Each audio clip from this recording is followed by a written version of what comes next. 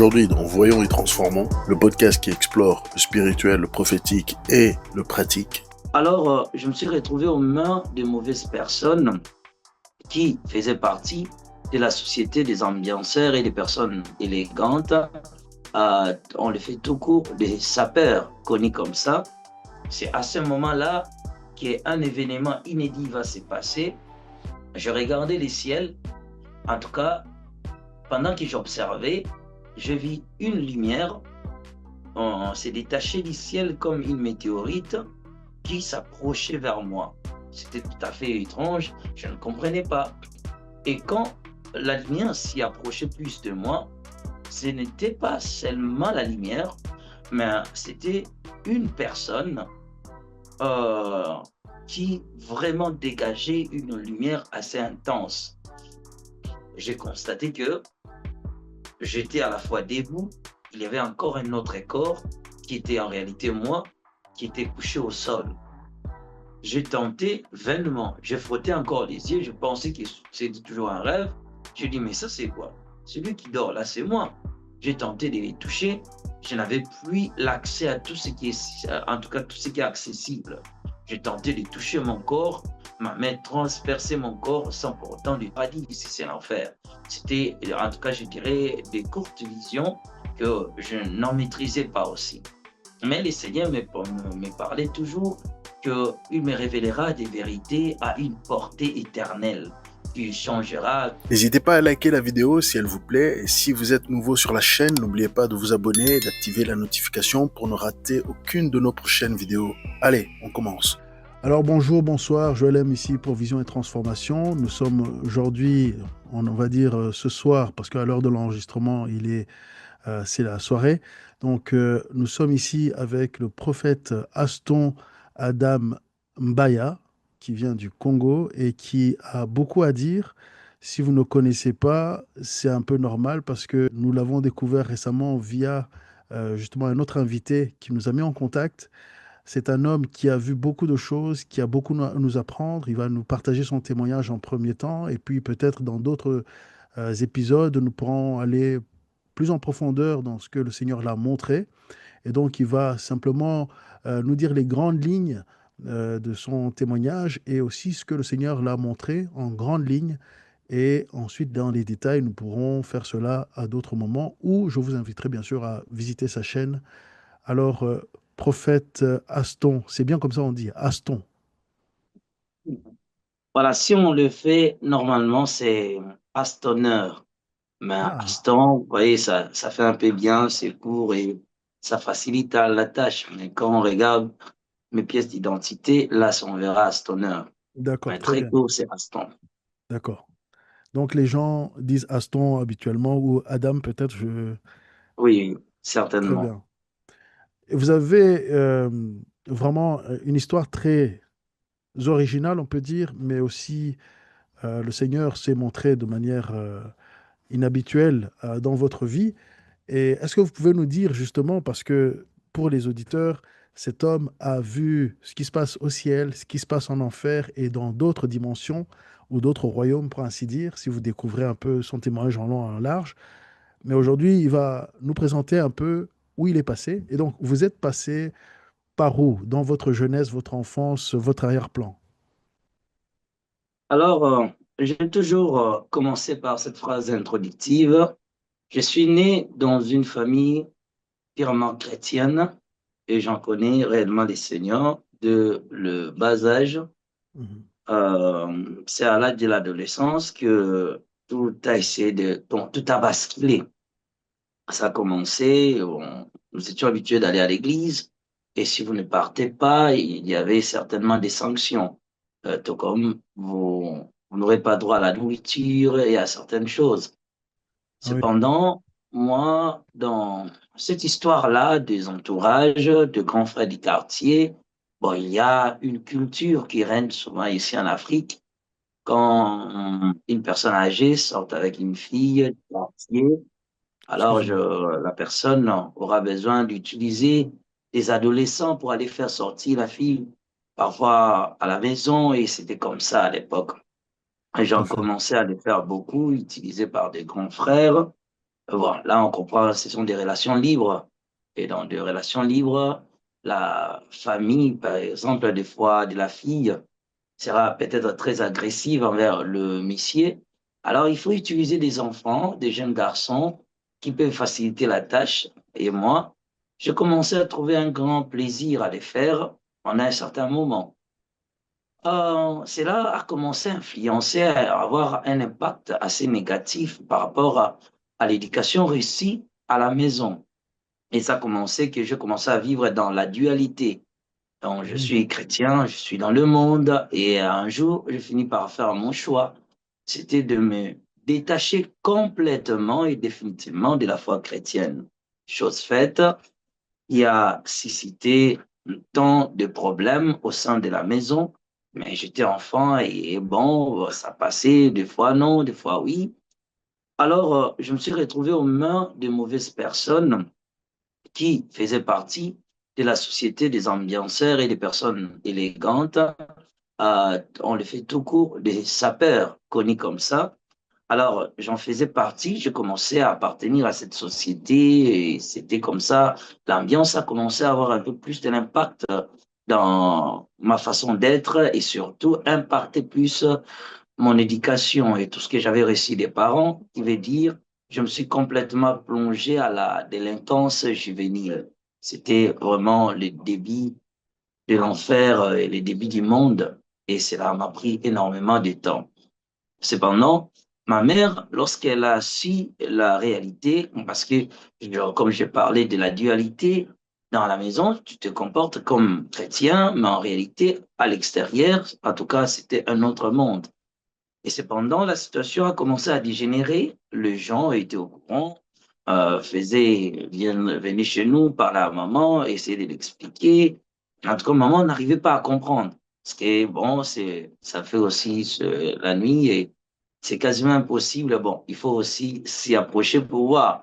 Mais mes deux oreilles sont percées. Donc, j'ai commencé à voir cette vie-là à l'extérieur, je me comportais d'une façon assez, en tout cas, je dirais très bizarre. Mais j'utilisais quand même, j'étais un peu outrecuidant par rapport aussi à la situation familiale et qui a commencé à dégénérer, ainsi de suite. Et j'ai fini par m'assumer ma position du monde. Et ma mère n'était pas d'accord. Je ne me suis pas limité à la sapologie. J'ai commencé à m'entraîner maintenant à la musique.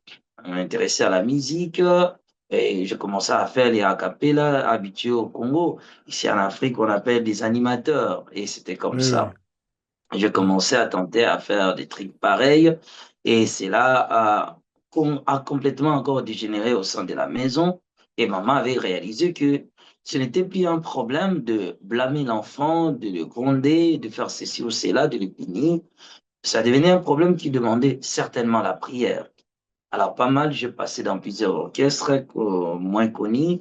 Et l'un, c'est aussi connu au pays, bien que je n'étais pas dans les visages principaux de l'orchestre, mais j'en faisais quand même partie au niveau du coulisses. Ici, on appelle parfois premier orchestre, deuxième, troisième, et ceux qui sont venus, ou bien des nouvelles recrues, qui tentent aussi de pouvoir trouver un jour la place. Et moi, maintenant, j'avais un grand frère qui en faisait partie d'un orchestre, d'un artiste ici au pays. Et lui m'a entraîné là-bas. Il voulait vraiment que j'y adhère et que je finirais par m'y imposer. Et ça a commencé lorsque maman a encore appris la situation. Souvent, je parle plus de maman parce que j'en ai passé plus de temps avec ma mère. Voilà, je suis orphelin bon, je suis orphelin du père, mais Ah, avant que cela n'arrive aussi, papa n'était pas avec nous, il était à l'étranger. Donc la mhm. responsabilité parfaite était soumise entre les mains de maman. Ah oui. Alors, elle assumait toutes les responsabilités parentales. Cependant, quand elle a encore su que j'ai commencé à faire la musique, et la situation, c'était toujours comme ça. Et ça continuait à avoir un peu plus d'impact. Et un jour, ma mère m'a dit que tu feras tout dans ta vie, mais sauf la musique. Moi, je sais que toi, tu serviras les seigneurs, à moins que Dieu ne m'a pas appelé. Si nous sommes une famille chrétienne et si Dieu m'a appelé, mon fils, toi, tu ne serviras jamais le monde. Bon, moi, je n'en croyais pas à cela. Je n'en croyais pas à mes oreilles. Je ne voulais pas parce que je voulais servir le monde. Alors, on avait aussi l'habitude d'aller faire des répétitions dans des écoles, souvent les soirs. C'est vraiment là, il faut que les gens me comprennent. Je suis purement en Afrique, donc je parle vraiment de la réalité quotidienne chez nous ici en Afrique. Et j'essaie d'expliquer. Et c'était comme ça, parfaitement, les choses s'est passées comme ça. Alors, au milieu d'une école, ça faisait tellement noir la nuit. Et nous chantons avec mes amis et maman est passée. Elle a écouté aussi ma voix. Elle est entrée. En tout cas, elle a pleuré. Ce jour-là, je me souviens, elle s'est agenouillée au milieu de l'école, au milieu de l'obscurité. Elle a commencé à prier. Elle parlait à Dieu. Elle a dit que mon enfant ne servira jamais le monde. Mon enfant ne servira jamais les diables. Quand elle parlait de la sorte, bon, après, ça passait. Je continuais ma vie. Une fois, nous nous sommes retrouvés. Il y avait maintenant un homme qui est chanté par des musiciens à l'époque. Il a commencé son maquis chez eux dans l'une de nos communes. Je crois que dans d'autres régions, on appelle arrondissement ou bien département. Mais au Congo, ce sont des communes. Ici, on a des communes, des quartiers, ainsi de suite. En Alors, ce Belgique monsieur avait aussi. commencé dans la commune. Je crois qu'en Côte d'Ivoire, j'ai appris c'était des départements ou bien en Congo, des arrondissements, je pense. Et Oui, alors, chez nous, tout dépend si c'est le système belge ou le système Belge, français. oui, oui, Congo, c'est belge. En Belgique, Belge, c'est oui, oui, commune. Et Côte d'Ivoire, oui, c'est français, donc c'est département. français, oui. Alors, c'était comme ça. Cet homme avait commencé, c'est là, il a ouvert un maquis et nous nous sommes rendus avec mes amis.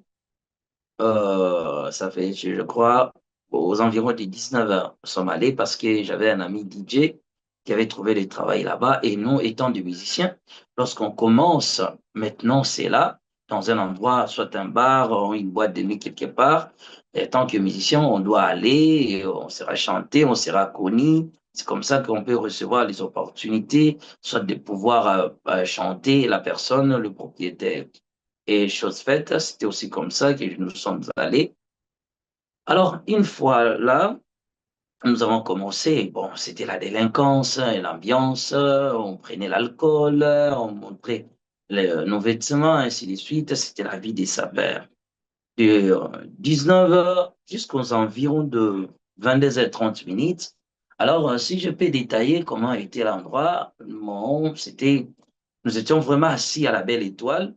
Et nous, notre siège était aussi au milieu. Donc, et pendant qu'on prenait l'alcool, je regardais les ciels, je savourais le monde. Quand le diable a commencé à avoir plus de la place dans votre cœur, c'est le plaisir du monde gagnera plus du terrain. Comme la Bible dit, que servira-t-il à un homme de gagner le monde s'il perd sa vie?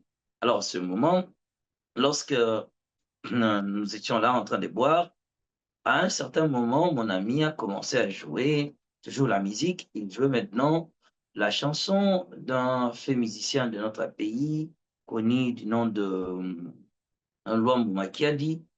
Alors, c'est l'une de ces chansons que j'aimais à cette époque. Alors, je sens quelques touches, hein. En tout cas, je me laisse séduire par la tentation de pouvoir chanter ne serait-ce quelques morceaux de la chanson, parce que ça me revient à l'esprit et c'était comme ça. Alors, la chanson disait que ma rivale, avant de le traduire, c'était Bandananga lelo a changé mon délai, balobi nanga lingi ya meka ngai. Alors que Jacques ça c'est purement chez nous. Alors, c'était l'une des chansons que j'aimais beaucoup. Une fois que la chanson est finie, j'ai insisté au DJ de pouvoir encore rejouer. De première fois, deuxième fois, troisième fois, et j'en continuais tellement à insister. Vu que c'était mon ami, il continuait quand même à rejouer. Et pendant qu'il rejouait, c'est à ce moment-là qu'un événement inédit va se passer. Je regardais le ciel, en tout cas, pendant que j'observais, je vis une lumière, on s'est détaché du ciel comme une météorite qui s'approchait vers moi.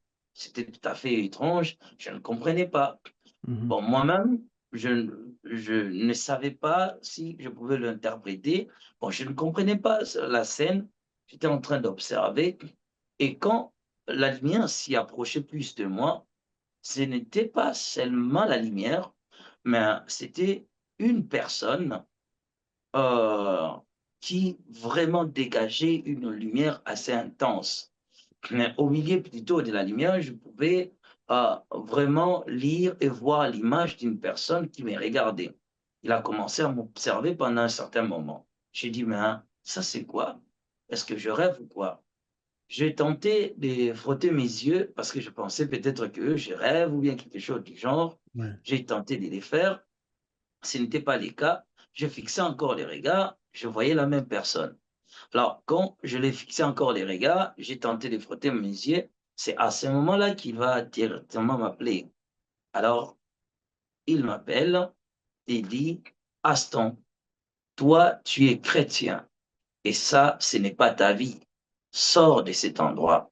Imaginez au milieu, dans un bar au maquis, au milieu de la musique, mais moi, je pouvais mieux cerner sa voix, écouter parfaitement et comprendre ce qu'il était en train de dire. Il m'a dit, Aston, ici, ce n'est pas ta place. Et au moment, un détail aussi important, au moment où lui parlait, je ne pouvais plus capter même le son de la musique qu'il jouait. Imaginez dans un maquis, il y a trop de monde, mais lui parlait et moi, je n'attendais que lui. Il me dit que toi, tu es chrétien et ça, ce n'est pas ta vie. Tu dois quitter ce lieu. Je dis, mais qu'est-ce qui se passe? J'ai tenté maintenant de parler avec mes amis qui étaient avec moi, d'essayer de les intéresser à la situation parce que je n'en revenais pas. Alors, j'ai intéressé à mes amis pour leur expliquer s'ils pouvaient regarder les ciels et voir la personne que moi, j'étais aussi en train de percevoir. Chose faite, ils ont regardé, ils ne voyaient absolument rien, ils ne voyaient personne.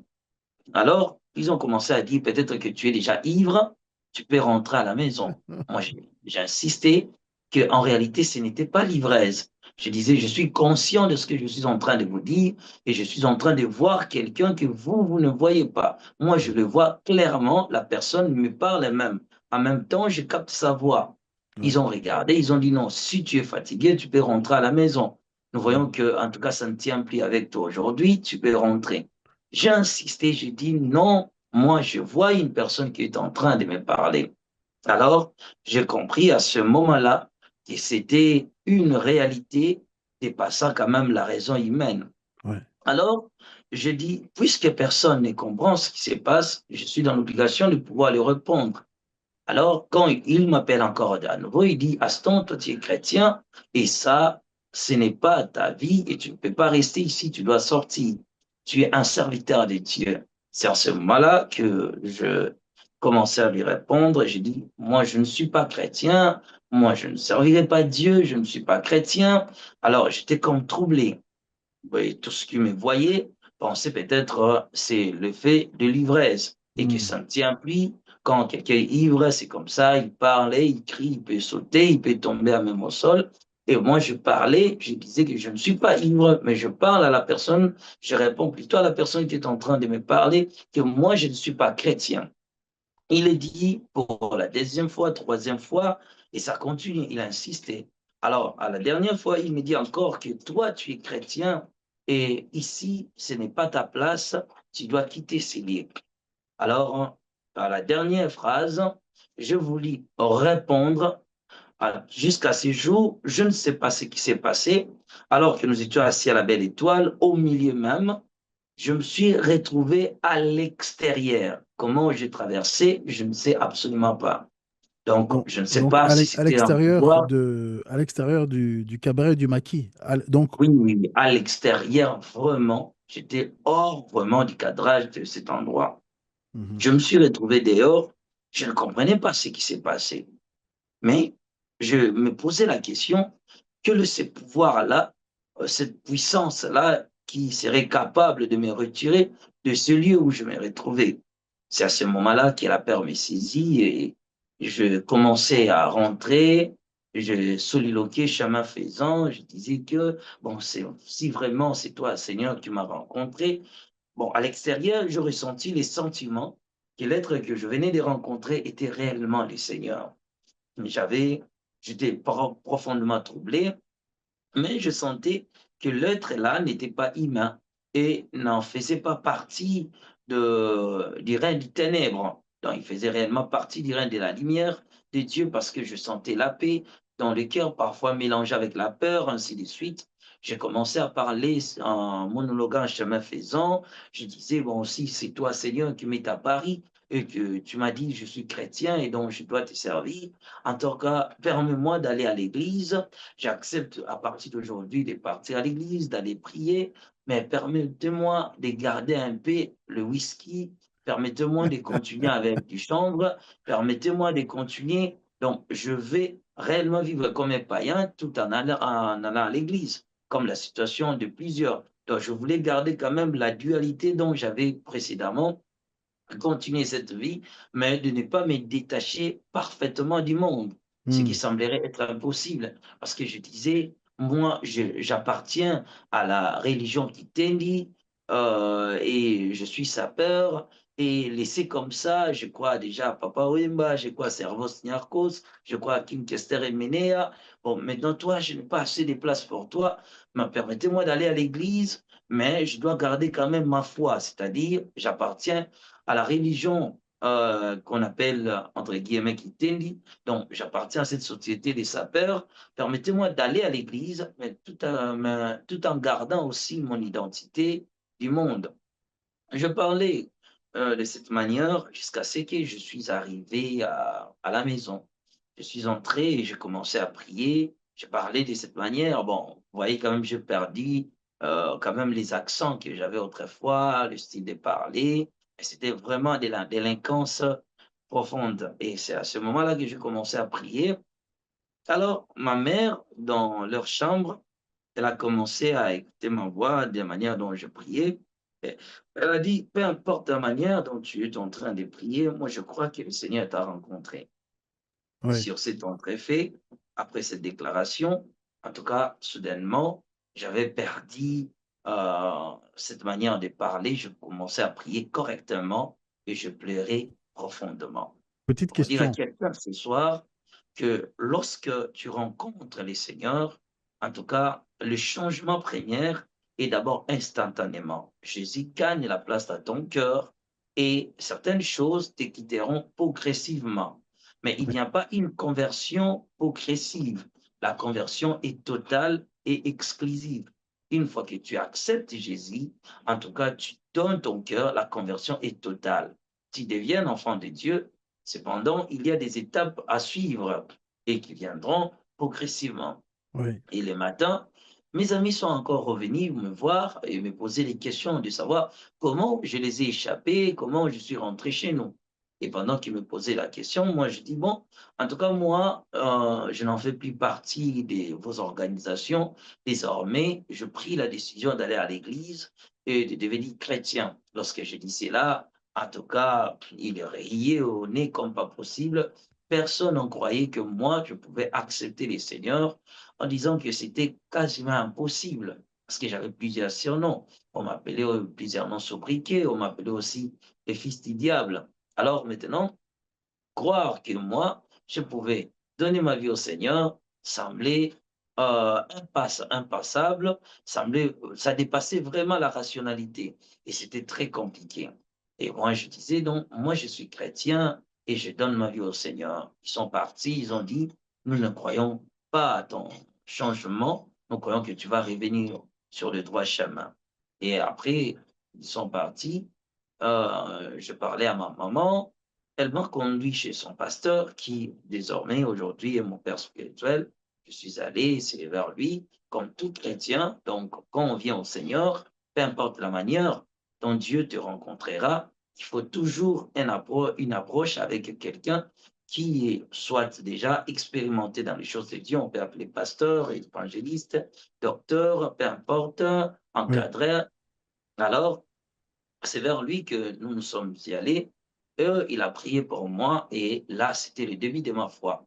Pourquoi je parle de toutes ces choses-là? C'est pour simplement dire que c'est à cette époque-là que je commençais maintenant à avoir des petites expériences. Des fois, tu dors la nuit, on te dit ici passera le jugement dernier. Ici, c'est le paradis, ici, c'est l'enfer. C'était, en tout cas, je dirais, des courtes visions que je n'en maîtrisais pas aussi.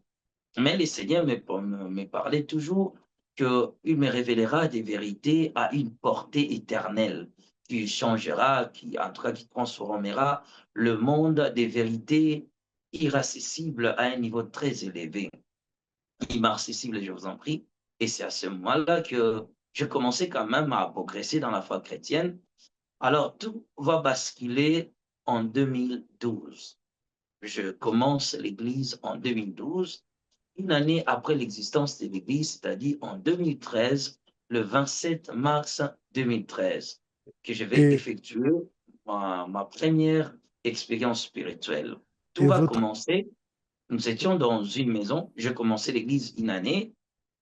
Alors, vous savez, l'Église au début, vous n'avez pas des moyens, vous n'avez absolument rien. Et une femme accepte de vous donner une chambre chez elle, dont on a commencé à utiliser comme notre chambre haute. On pouvait quitter chez nous parce que nous tous, nous étions là quand même, nous appartenons tous à des familles, personne n'était responsable. Alors, on a trouvé que c'était une bonne occasion de pouvoir passer nos retraites là-bas. Alors, moi, restant dans mon esprit, que le Seigneur m'avait rencontré dans ce bar qui a provoqué ma conversion, c'était aux environs de 22 heures. J'ai gardé cette coutume de prier souvent à 22 heures. Ces jours-là, alors que je n'en doutais absolument de rien, aux environs de 22 heures, mes collaborateurs s'y reposaient, il n'y avait pas aussi de courant, c'est la maladie de l'Afrique, c'est presque partout, c'est comme ça. Chez nous en Afrique, c'est souvent comme ça. Il n'y avait pas de courant, et j'ai commencé, mais quand même, j'ai quand même éteint l'interrupteur pour ne pas permettre dès que le courant sera rétabli, ça ne me dérange pas. Et c'est reposé, moi j'ai commencé ma prière. Quand j'ai commencé à prier, même si les yeux sont fermés, une fois que la lampe ou bien la lumière brille dans un endroit, vous allez directement sentir qu'ici, il y a quand même la présence de la lumière. Alors, dès que mes yeux étaient fermés, je sentis la chaleur d'une lumière intense qui brillait dans la pièce. Alors, directement, j'ai ouvert les yeux. Bon, dans l'intention que peut-être l'un de mes collaborateurs, les courants s'est rétabli et que l'un de mes collaborateurs s'est réveillé peut-être pour aller se soulager. Dès que j'ai ouvert les yeux, une lumière intense me frappa dans les yeux et je m'évanouis. Alors, une fois à même au sol, alors, j'espère que vous êtes en train d'apprécier cet entretien, ce podcast. Si vous appréciez, mettez le petit pouce, mais aussi abonnez-vous pour soutenir la chaîne afin que beaucoup plus de personnes puissent aussi le visionner et être édifiées comme vous. Allez, que Dieu vous bénisse. Continuons. une fois à même au sol, une voix a commencé à parler au milieu de la lumière et dit, Aston, tu as été choisi pour être témoin des choses que moi je vais te révéler. Moi et toi, nous allons effectuer un voyage en enfer, au paradis, pour que tu avertisses les habitants de la terre que l'enfer est réel. Et ceux qui s'entêtent dans le mal finiront dans cet endroit affreux, pour que aussi mon Église soit revenue et les dangers est devant lui. Je me prépare pour venir, je me prépare pour racheter mon peuple, mais mon Église n'est pas prête pour l'éternité. Alors avertis le monde, tout ce que tu verras resteront gravés dans ton esprit et sauvera assez de milliers des hommes. Quand la voix a cessé de parler, alors j'étais tombé à même au sol, je me suis réveillé en sursaut, pensant que c'était un rêve. Quand je me suis réveillé, j'ai constaté que j'étais à la fois debout, il y avait encore un autre corps qui était en réalité moi, qui était couché au sol. J'ai tenté vainement, j'ai frotté encore les yeux, je pensais que c'était toujours un rêve. J'ai dit, mais ça c'est quoi? Celui qui dort là, c'est moi. J'ai tenté de les toucher, je n'avais plus l'accès à tout ce qui est, en tout cas tout ce qui est accessible. J'ai tenté de toucher mon corps, ma main transperçait mon corps sans pour autant le toucher. J'ai dit, mais ça c'est quoi? J'ai commencé à frotter les yeux, je pensais que j'étais en train de rêver. Ce n'était pas un rêve, c'était une réalité. Et durant ces temps-là, j'ai alors j'ai fui troubler, j'ai très agité, J'ai commencé maintenant à parler à mes collaborateurs, essayer de les réveiller pour leur expliquer la situation. En tout cas, il n'y avait plus de communication entre mon état là que j'étais devenu, je dis l'état spirituel, parce qu'aujourd'hui, j'en suis pleinement conscient. Mais à cette époque, je ne savais pas, mais je n'avais plus, en tout cas, le moyen de pouvoir communiquer avec des êtres visibles. J'ai tenté de les toucher, j'ai tenté de parler avec eux, j'ai essayé de les réveiller. Personne n'attendait ma voix. J'ai tenté à maintes reprises de toucher mon corps. En tout cas, je n'avais plus l'accès de pouvoir toucher les matériels. C'était quasiment impossible. J'ai essayé de toucher certains objets qui étaient à l'intérieur de la pièce, chose, en tout cas, mes efforts ont été voués à l'échec, et c'était compliqué. J'ai essayé, j'ai commencé à pousser des cris atroces parce que je voulais quand même faire attendre ma voix, que quelqu'un m'écoute, que quelqu'un vienne à mon secours, parce que moi, je ne comprenais pas en réalité ce qui était en train de passer. Je suis sorti de la chambre, je me suis dirigé dans la chambre du propriétaire, essayant de la réveiller pour lui expliquer la situation. Et j'en suis arrivé. J'ai tenté vainement de la réveiller. C'était quasiment impossible. Personne n'attendait ma voix. Sous cette agitation-là, je me suis dirigé à la porte pour ouvrir et sortir à l'extérieur.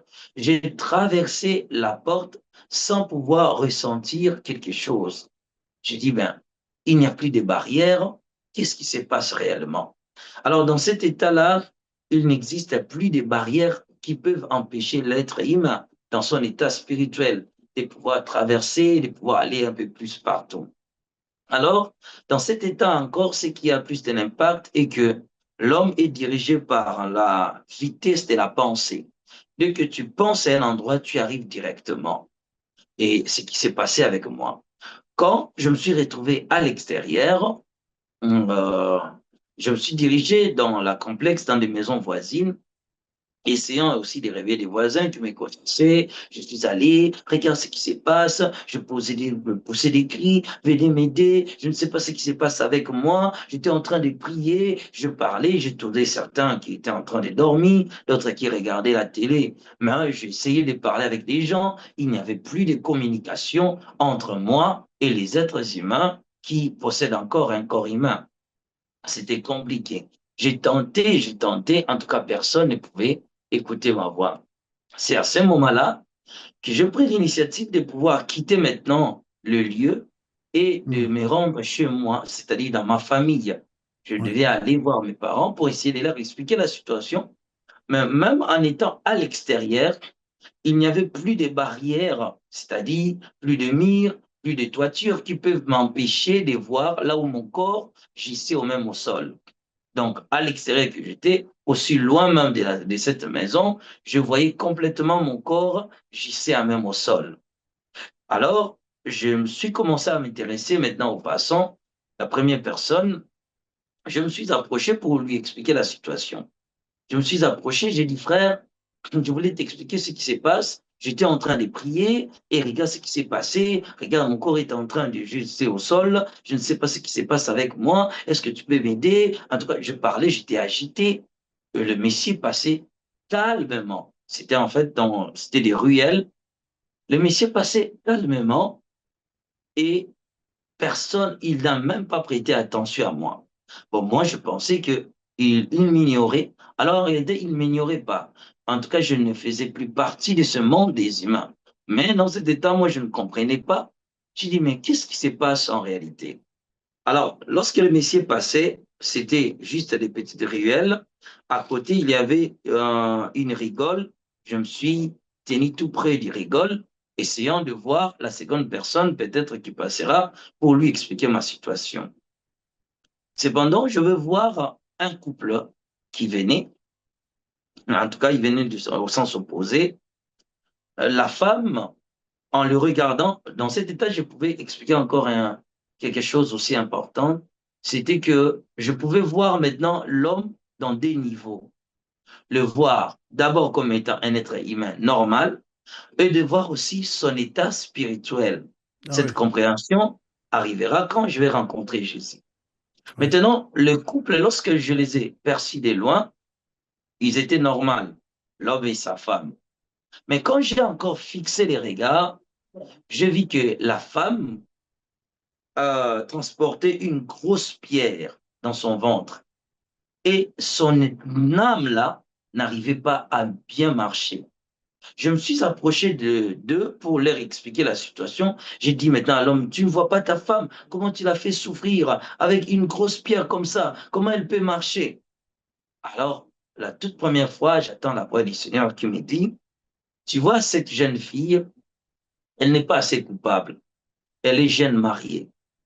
Lorsqu'elle a rencontré ce monsieur, là, on m'explique maintenant pourquoi la fille transportait la pierre.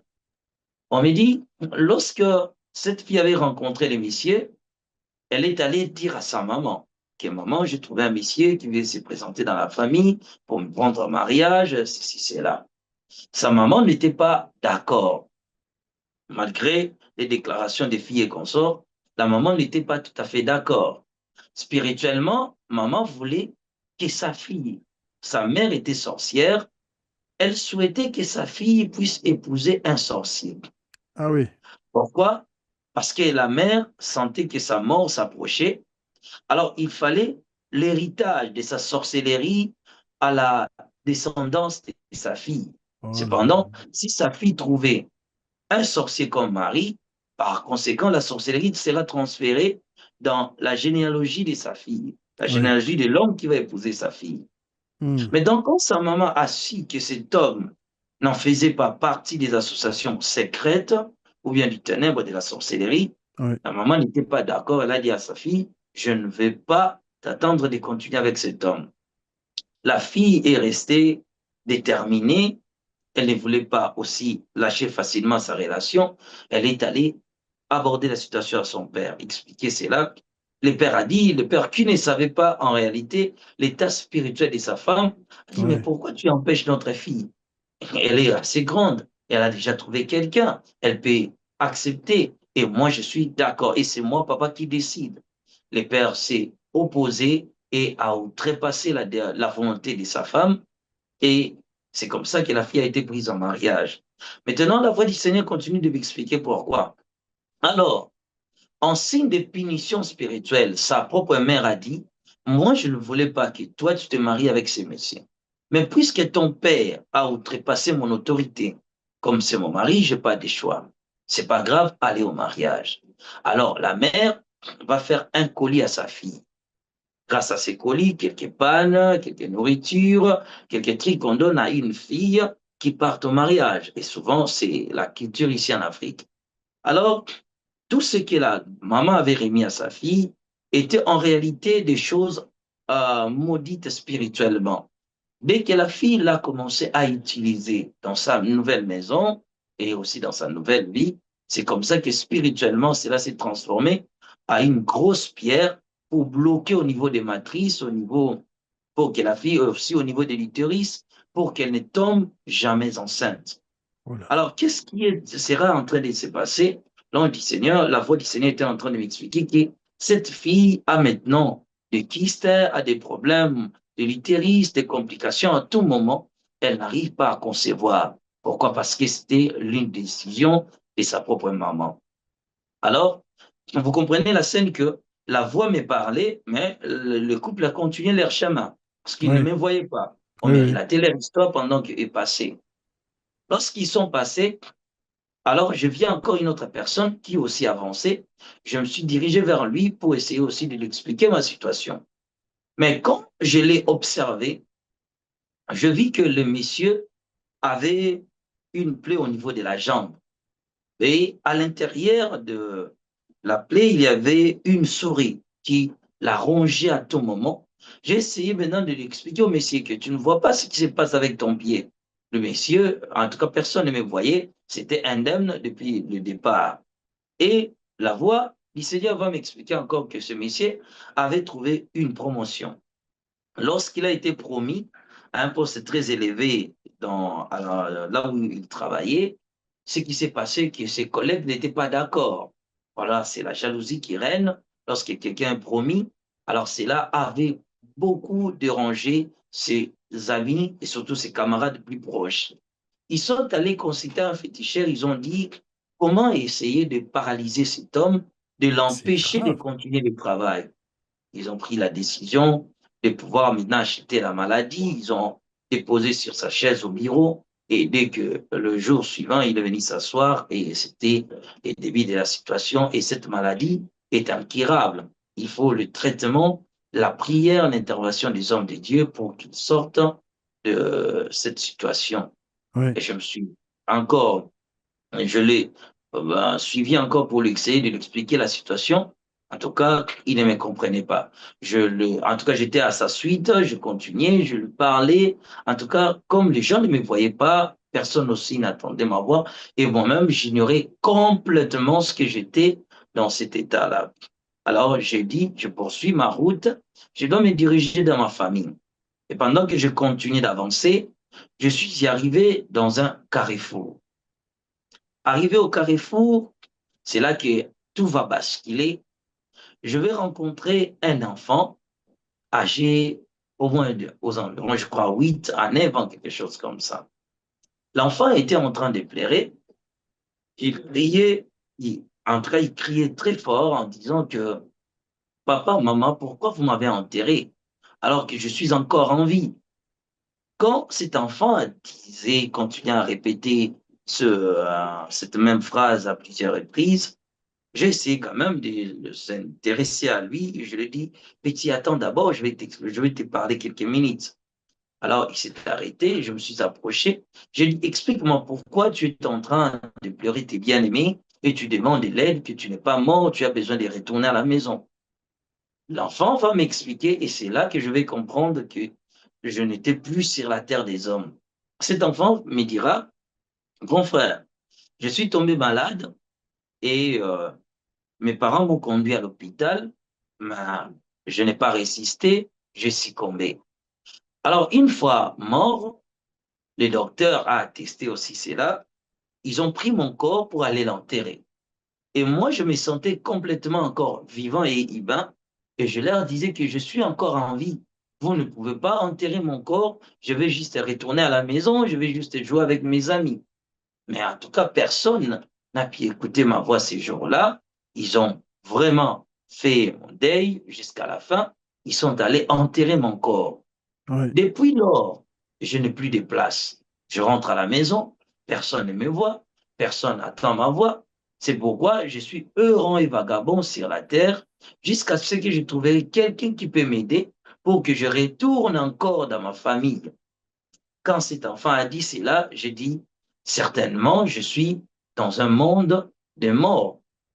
Cependant, dans ces carrefours, j'ai commencé à voir des âmes qui étaient comme moi, qui erraient de toutes les directions. Et chacun pleurait son bien-aimé. Chacun pleurait ses bien-aimés. Ah, pourquoi vous m'avez enterré? Je suis encore en vie. Pourquoi vous m'avez enterré? Qu'est-ce qui se passe? Ah, certains appelaient le nom de papa, d'autres maman, d'autres frères, d'autres sœurs. En tout cas, chacun pleurait ses bien-aimés pour l'enterrement de son corps. Et tous, à l'unanimité, réclamaient pourquoi m'avoir enterré alors que je suis encore en vie. C'est à ce moment-là, je dis, c'est que là, je viens de basculer dans un autre monde. J'ai Oui. commencé, j'étais déjà pasteur, j'ai commencé à soupçonner que est-ce que ce n'est pas réellement le monde des morts où je me retrouve maintenant? Mais Oui. je ne voulais pas croire à la réalité. Oh là là. J'ai continué à marcher, chemin faisant, j'étais aussi errant, mais la destination était que je dois me rendre dans ma famille. Chemin faisant maintenant, j'arrive quelque part, je vois une autre réalité. Je vois, il y avait une église. Alors, au devanture de l'église, il y avait sous forme de démons attachés au devantir. Devant l'église maintenant, il y avait un monde des sorciers. Pourquoi j'ai dit directement des sorciers? Chaque fois que je voyais quelque chose, j'avais directement une compréhension. Donc, lorsque l'homme n'est plus dans son corps, avec notre faculté humaine, nous sommes limités dans certains degrés. Si tu ne m'enseignes pas certaines choses, je ne saurais pas. Mais dans Oui. l'état spirituel de l'homme, la conscience est plus éclaircie. L'âme, ou bien le raisonnement, la pensée, la réflexion, l'intelligence est plus perçante spirituellement. Donc, dès que tu vois quelque chose, tu peux lire et comprendre la source, la provenance. Ouais. Cependant, le groupe de ces gens qui dansaient et sautaient peut pousser des cris atroces et surtout des paroles incantatoires. Je réalisais que c'était des sorciers. Ils étaient en train de faire des déclarations devant cette église en disant que cette église ne grandira jamais. Les gens n'y viendront jamais. Ces pasteurs pourraient se battre et travailler assez dur, mais personne ne viendra dans son église. Et Mhm. ils étaient encore en train de faire des déclarations du genre que nous détruisons la réputation de cette église, y compris du pasteur. Nous répandons de faux témoignages sur sa personne. Nous répandons de faux témoignages sur son église. Que son Ouais. église soit mal vue et que son ministère ne soit pas accepté. Quand je vis cela, je me suis approché d'eux, j'ai essayé de parler à l'un d'entre eux, mais ils ne s'intéressaient pas à moi. Ils étaient en train de continuer de dire de la sorte. Cependant, la voix toujours qui me parlait, la voix du Seigneur me dira encore maintenant, tu vois, c'est un groupe de sorciers. Le pasteur de cette église était mon serviteur, mais va, regarde à l'intérieur. Chose étonnante, le portail de l'église était tellement ouvert et je pouvais voir à l'intérieur. Alors, c'était la nuit, les sièges devraient en réalité être vides parce qu'il n'y a pas culte. Mais là, j'ai vu un monde qui saccageait l'église, qui faisait des danses diaboliques à l'intérieur. Il y avait vraiment la présence des forces maléfiques à l'intérieur. Cependant, la voix du Seigneur commence à m'expliquer ceci. Ce pasteur, lorsqu'il est arrivé dans ce quartier, il a commencé son église. Ce quartier a une loi que seuls les sorciers peuvent diriger, contrôler la vie des habitants. Maintenant, quand lui, il est arrivé avec son église, il a commencé à gagner le voisin, les gens de l'alentour, et il avait un impact positif sur la vie de plusieurs personnes. Donc, il est venu avec sa prédication de la repentance, de la sainteté. Il a commencé à franchir, à libérer plusieurs personnes de l'emprise du diable. Alors, les sorciers de l'église du quartier ont pris la décision. Donc, c'était les groupes. Donc, je parle de chaque événement, il y avait une explication. Il me dit ceci. Ouais. Le sorcier là que tu vois en train de danser, de faire des danses diaboliques, et de certains que nous connaissons aujourd'hui, et surtout d'autres chansons sataniques, utilisées par plusieurs musiciens païens aussi, certains soit entre guillemets chrétiens, ce sont des chansons qui proviennent de ce royaume-là. Alors ils étaient en train de chanter pour faire des incantations, pour dire à certains que la musique a un pouvoir surnaturel. La Ouais. musique, soit elle vous connecte avec Dieu, soit elle vous connecte directement avec Satan le diable. C'est une autre dimension aussi de l'adoration. Chaque fois que vous louez ou bien vous chantez une chanson, je ne sais pas, d'un païen, ainsi de suite, directement vous vendez votre âme. Si vous adorez l'Éternel, vous entrez en communion avec lui instantanément. Même si tu dis non, je suis en train de conduire la voiture, tu joues des chansons chrétiennes, si c'est parfaitement inspiré par le Seigneur, directement tu entres en contact avec le ciel. C'est comme ça avec la musique mondaine ou bien de prétendues chansons chrétiennes alors qu'il y a des influences, des connotations spirituellement démoniaques. Alors, ces gens-là en train de danser, la voix du Seigneur était en train de m'expliquer. Le jeune pasteur qui était arrivé récemment au quartier et qui a eu cette ampleur de l'église, les sorciers ont dit comment pouvons-nous affaiblir son ministère? Comment pourrions-nous l'anéantir? Ils ont pris la décision, ils ont dit bon, il n'a pas assez de moyens dans son église, il n'a pas assez de finances, l'église a vraiment besoin d'argent. Ce qu'on doit faire, c'est qu'on doit ouvrir une porte du travail quelque part. Que le pasteur, comme il est aussi électricien, qu'il trouve un job ailleurs. Donc, associer maintenant l'église et le job. Et qu'il soit plus aimé dans son lieu du travail. Avoir plus de responsabilités qui va, en tout cas, diminuer plus son temps et son attention à l'église.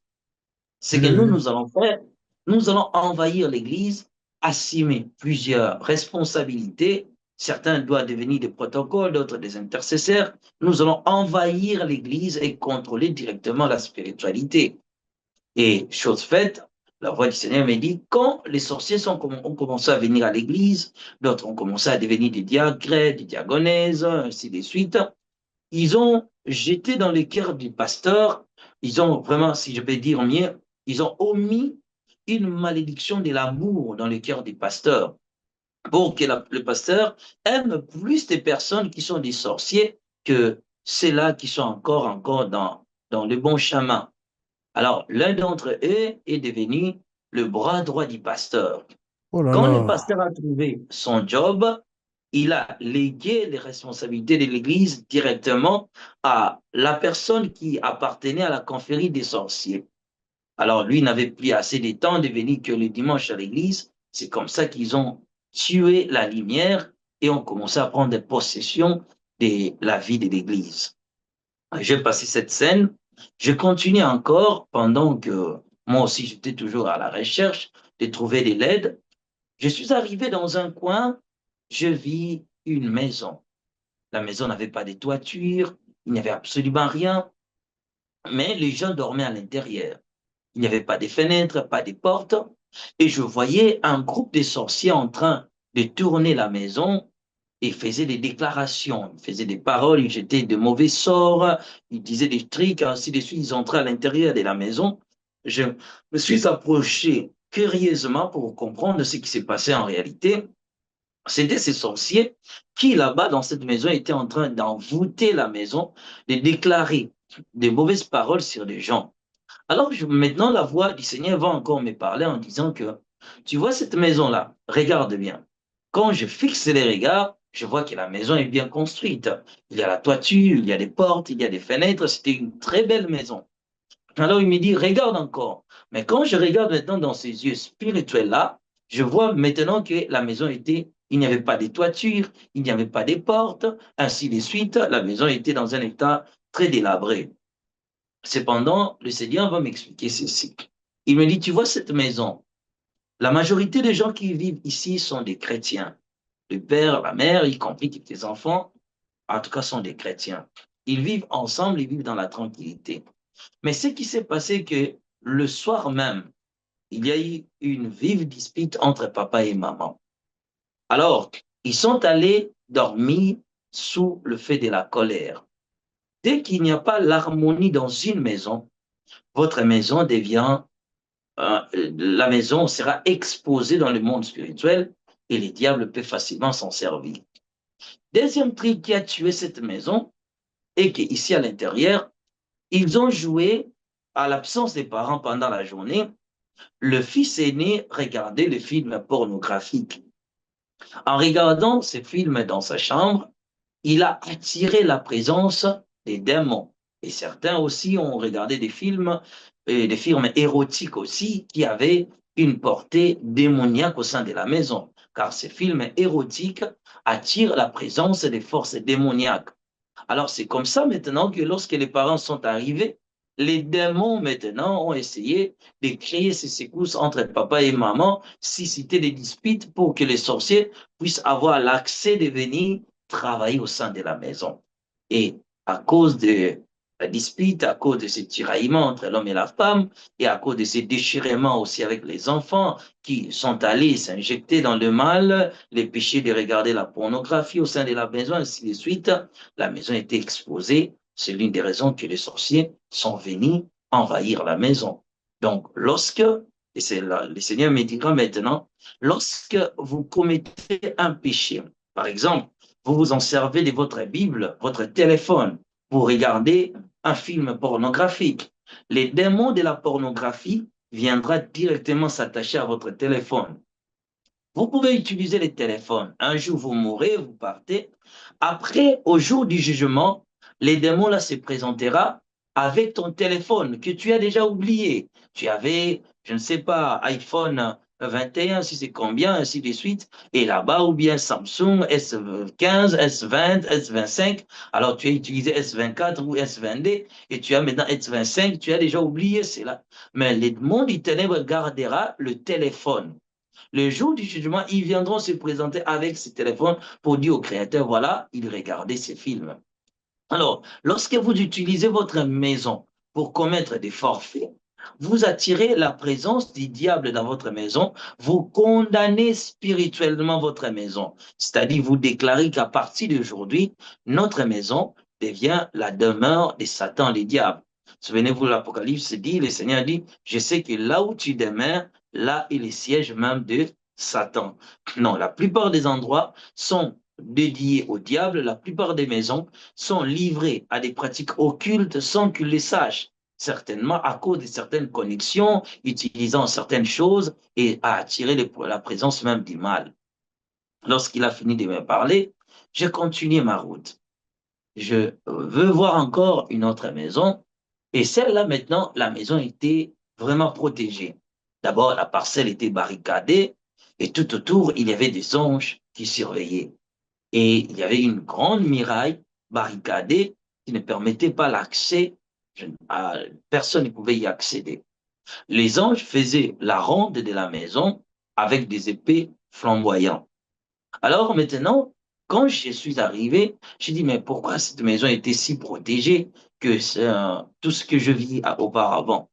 La voix du Seigneur me dira que, tu vois, cette maison respecte les critères de la foi. Voilà pourquoi les diables ne peuvent jamais y pénétrer et les malins ne peuvent jamais travailler.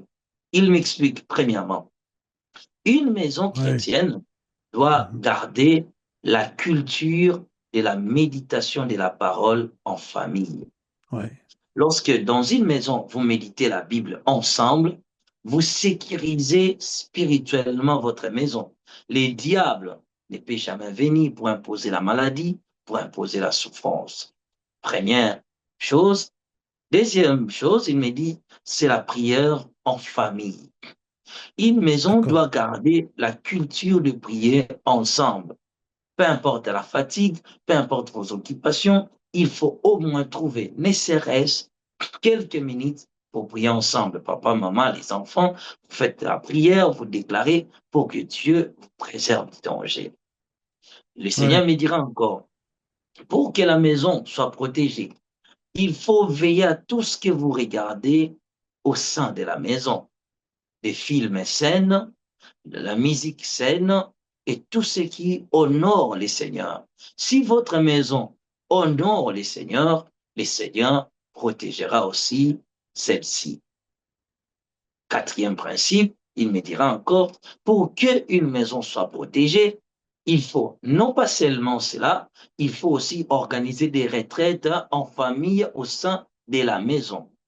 Plus vous trouvez un temps, toute la famille, personne ne sortira. Nous allons rester de matin, nous avons peut-être 2 ou 3 jours, nous allons chercher ensemble la face de Dieu. Cette culture-là activera la gloire de Dieu au sein de votre maison. Il m'explique. Les hommes ne sont pas bénis quand ils sortent. Les hommes sont bénis à la maison. Toutes les bénédictions sont déposées à la maison. Ils ne sortent que pour aller manifester ce qu'ils ont reçu avant de sortir. Donc, si vous quittez votre maison sans la bénédiction, vous ne trouverez jamais la bénédiction à l'extérieur. Pour que la maison soit protégée, il faut maintenant cette culture de prière en famille, de la méditation de la Bible ensemble, de chansons chrétiennes qui doivent jouer à la maison. Il me dit encore, c'est maintenant la capacité, la gestion des problèmes. Peu importe ce qui peut surgir dans un couple, prenez le temps de le résoudre avant de dormir. Peu importe l'incompréhension, peu importe les problèmes, prenez un temps de partage, même si la colère vraiment vous dérange extrêmement, vous êtes sévèrement en colère, alors prenez toujours le temps d'en parler et d'essayer de vous pardonner. Dans une maison, l'esprit de la vengeance ne peut pas régner. Dernière condition, il me dira, pour que la maison soit protégée, il faut que la maison demeure dans l'amour, c'est-à-dire sans l'unité entre vous, il n'y aura jamais la présence de Dieu. Et cet amour se manifeste par la patience, par la bonté, par les sacrifices. Un homme doit être prêt à se sacrifier pour le bien de sa femme, pour le bien de ses enfants. La femme doit être prête à payer le prix pour vraiment la survie de sa maison et vice-versa. Les enfants Ouais. doivent être prêts à le faire aussi pour le bien-être de la famille. Hmm. Aussi, l'amour n'a pas de l'égoïsme. L'égoïsme ne peut pas régner dans une maison. La transparence. La femme doit être au courant des ressources de l'homme. Que mon mari travaille, il gagne autant le mois, voilà tout ce qu'il porte à la maison. Je gagne 1 000 euros, je gagne 300 euros, je prends mon salaire, je le rapporte directement à la maison. Ma femme gagne 500, 600, 1000, vous le mettez ensemble, cette unité-là protégera votre maison. Ouais. Maintenant, s'il y a des secrets entre vous, si la femme ne maîtrise pas votre salaire, si l'homme a aussi sa propre vie privée, quelque part la femme aussi, cela créera des trous spirituels et fera en sorte que le monde des ténèbres puisse prendre possession de la maison. Voilà, en quelque sorte, ce que le Seigneur m'avait expliqué par rapport à la maison barricadée, protégée par les anges de Dieu, et cette maison, en tout cas, était vraiment envahi par les faits, c'était la présence de Dieu. Et le Seigneur me dit, le diable ne peut jamais y entrer pour détruire les habitants de cette maison. C'est assez long, mais je crois que ce que j'avais pensé ce soir, de pouvoir parler de l'introduction, là, je ne suis pas encore arrivé chez nous, j'étais toujours en chemin, et c'est comme ça que je voyais maintenant des réalités que j'ai quand même trouvé bon et utile, si ça peut édifier quelqu'un, de partager, de lui expliquer il existe des réalités. Cette partie, je voulais parler des maladies incurables, des situations que les gens traversent dans la vie, qui parfois nous attribuons à des phénomènes physiques, mais qui en réalité a des origines spirituelles. L'objectif, c'est de s'aimer Absolument. la peur, l'anxiété, la souffrance, l'addiction dans la vie des gens, ainsi de suite, la destruction dans des familles, dans des maisons. Il y avait plusieurs réalités que le Seigneur nous permettra, que nous allons commencer à aborder petit à petit, si Dieu le voudra. Alors, ça, c'est votre témoignage, c'est une épître. Oui. Vraiment. J'ai deux, trois petites questions avant de terminer pour clarifier. Lorsque la silhouette brillante, donc le Seigneur, vous a approché, il a dit, tu es chrétien, sors de ce lieu. Euh, Est-ce que auparavant dans ta vie, t'avais déjà fait une confession de foi plus jeune, ou c'était d'une manière prophétique comme pour Gédéon quand l'ange le dit ou le Seigneur le dit, vaillant guerrier? Est-ce que c'était dans ce sens-là? C'était dans un sens prophétique, ou bien tu as, tu avais quitté la maison de Dieu parce qu'une fois tu avais fait partie par confession de foi et accepté le Seigneur plus jeune?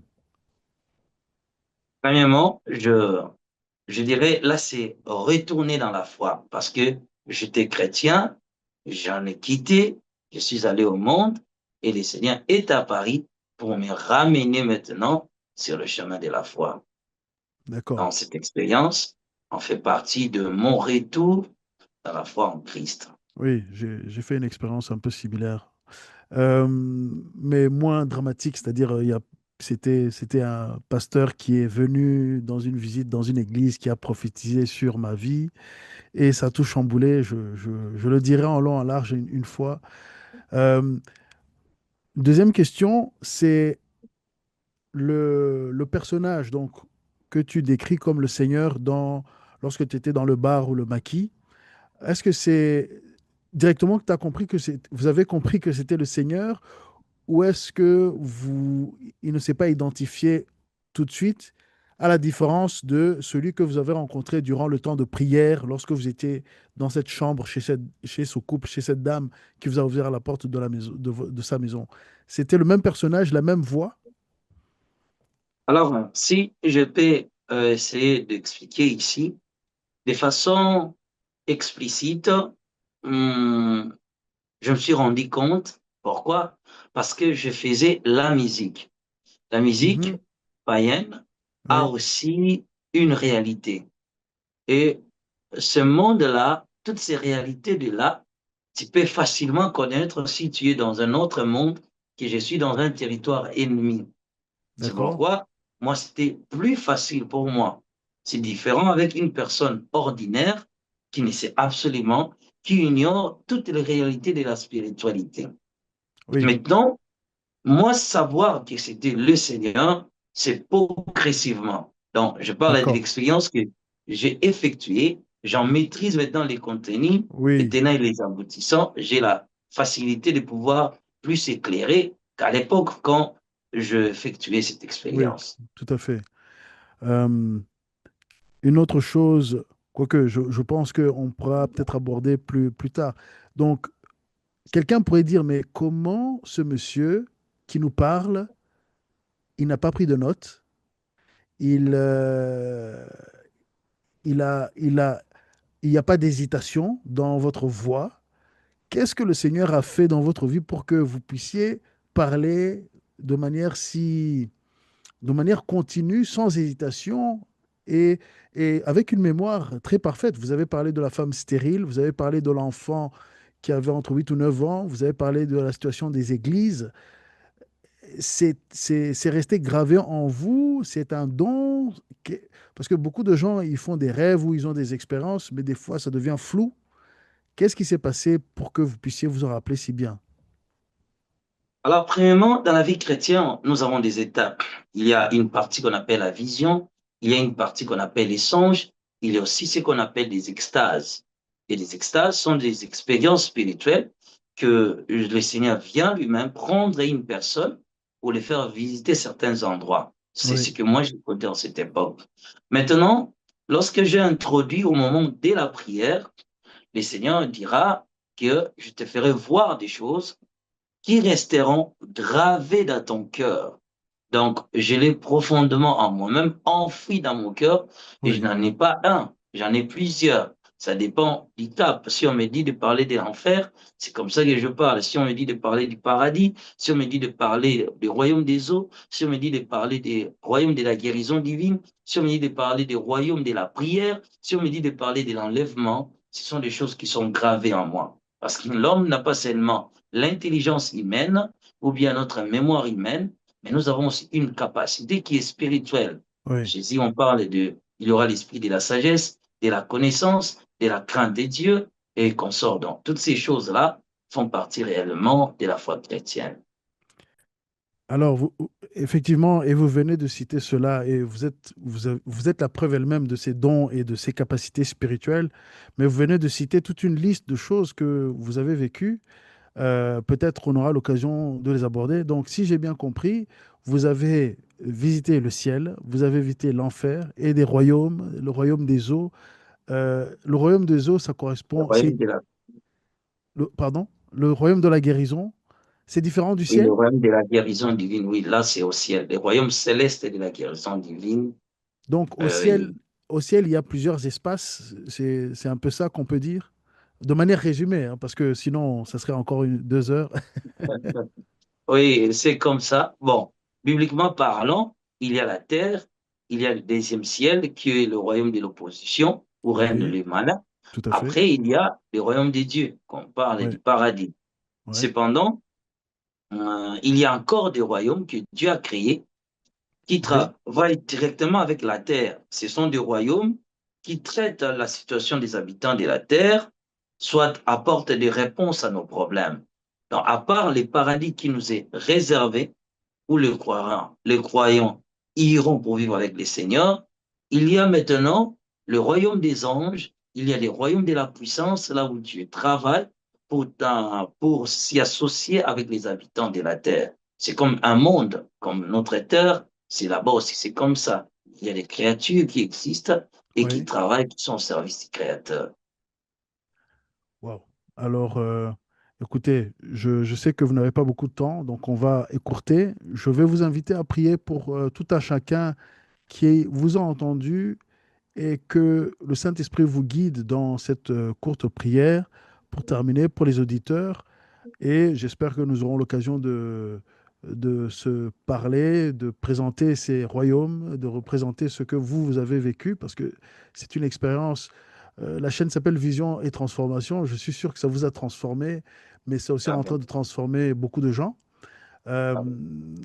Vraiment, lorsque nous nous sommes parlé au téléphone il y a quelques jours, je me suis dit, mais est-ce que c'est possible?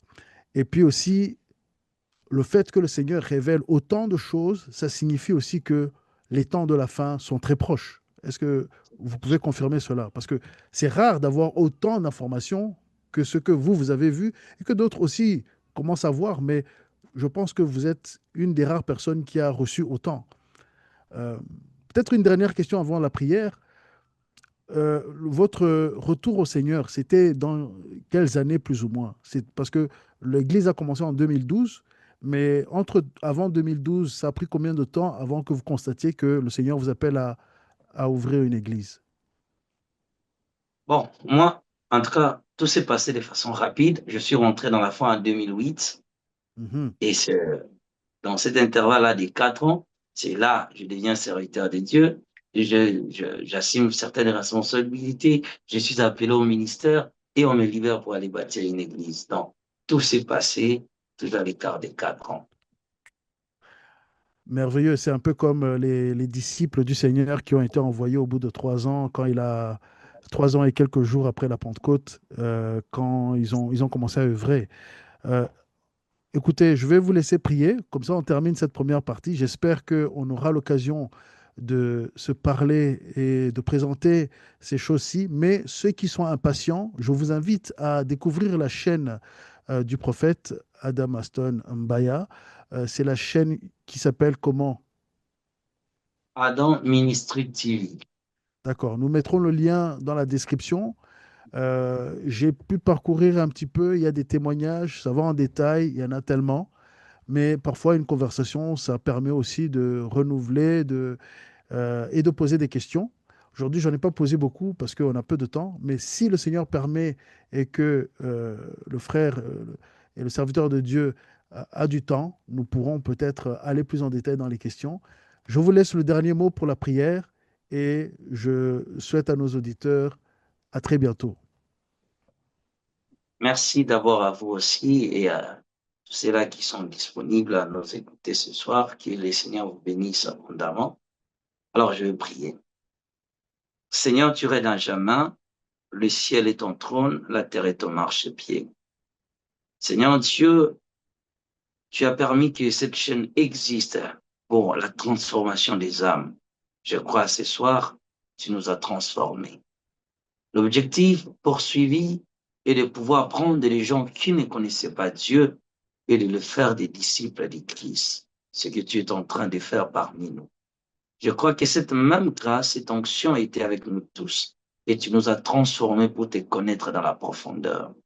Seigneur Dieu, crée des sentiments dans le cœur de chacun d'entre nous, de lire la Bible, de chercher profondément ta face et de se séparer de ce monde, car Jésus, tu reviens bientôt. Donne-nous l'amour de continuer de marcher sur le chemin de la vie éternelle et que nous te connaissions sérieusement au nom du Seigneur Jésus-Christ de Nazareth. Amen. Amen. Dernière chose, si je suppose vous avez, enfin je le sais maintenant, vous avez un ministère très établi et même international, mais est-ce que on pourra partager un numéro auquel les gens peuvent appeler potentiellement, ou bien vos contacts par ailleurs qu'on pourra mettre en description, ou même là dans la vidéo lorsque est-ce qu'il y a euh, un numéro ou bien un email, ou comment les gens peuvent contacter votre ministère? Oui, certainement, il y a un numéro de téléphone qui est possible aussi.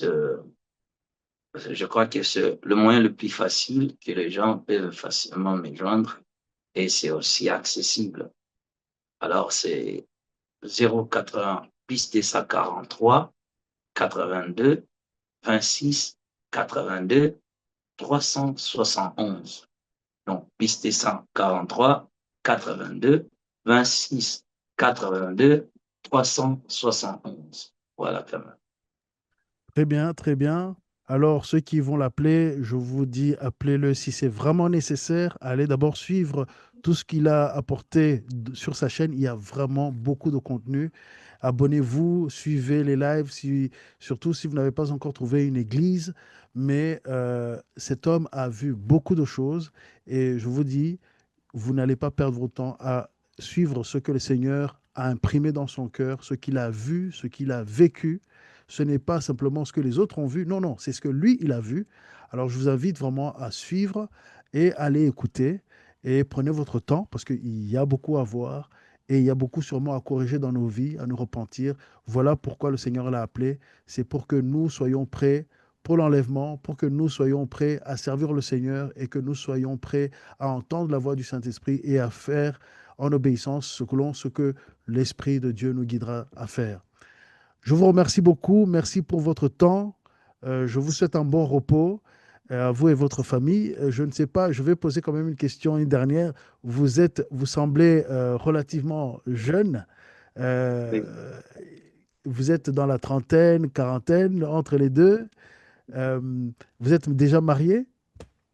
oui, je suis marié avec la plus belle femme du monde, Madame Arcile, et aussi Merveilleux, père de deux enfants.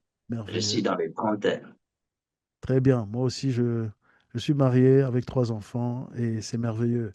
Je vous bénis et je prie pour que tout avance bien et à très très très bientôt. Merci. Vous pouvez désormais nous contacter par WhatsApp, nous envoyer des audios ou des vidéos au numéro affiché sur l'écran ou au lien Google Drive dans la description. Vous pouvez désormais soutenir la chaîne via PayPal ou en nous achetant un café. Les détails sont dans la description.